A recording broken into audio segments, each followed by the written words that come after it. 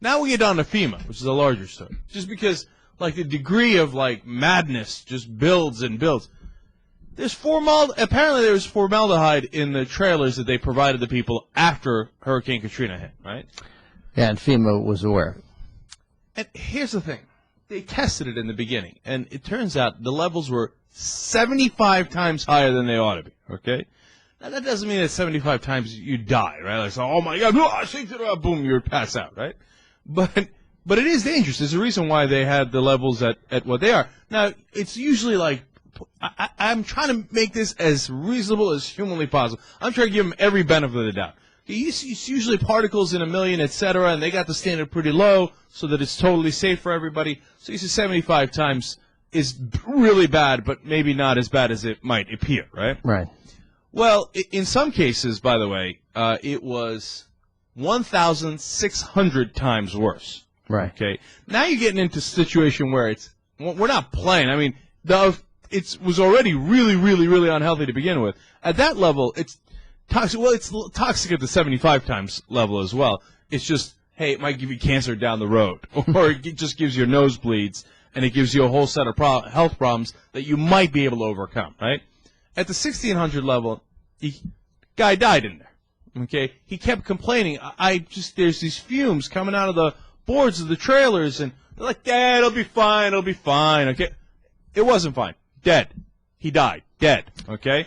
So then you know what FEMA's reaction? Okay, so far, this is already an atrocious story. Mm-hmm. But nobody's head's exploding. It's terrible, right? But let's get on it, right? Let's fix it, right?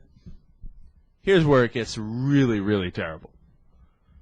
FEMA knew about it, and they're like, let's make sure we don't investigate, because if we do, then we'll all open ourselves up to damages, and then we'll have to fix it. Well, here's the killer line.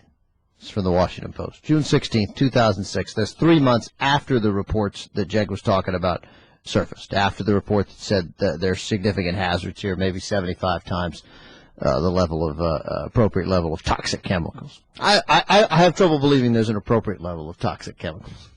I don't worry about it. Those are toxic chemicals, but it's appropriate. Don't worry about it.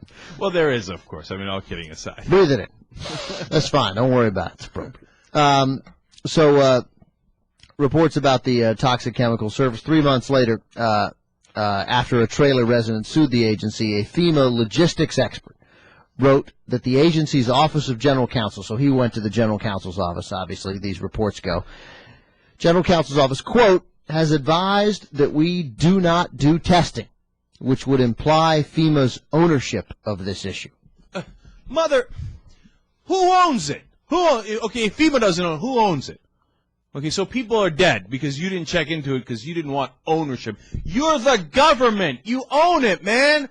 But the thing is, they don't want to be the government. They don't want to govern. They don't want to do anything. The main thing is, hey, somebody got a no-bid contract for those trailers, and we're done. Our job is done here. That's all they ever gave a damn about. People dying in the trailers. Hey, I don't want to own that, man.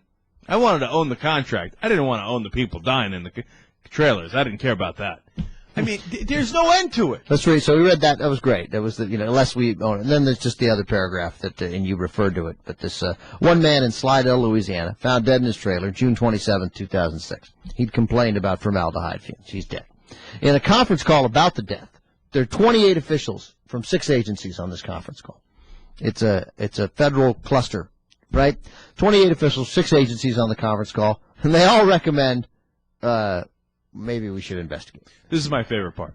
Which seems appropriate. Yeah. Hey, let's look into that. That guy complained about formaldehyde fumes. We know from these reports that it's a problem. He dead. Let's look into it. Yeah. Here's what we should do.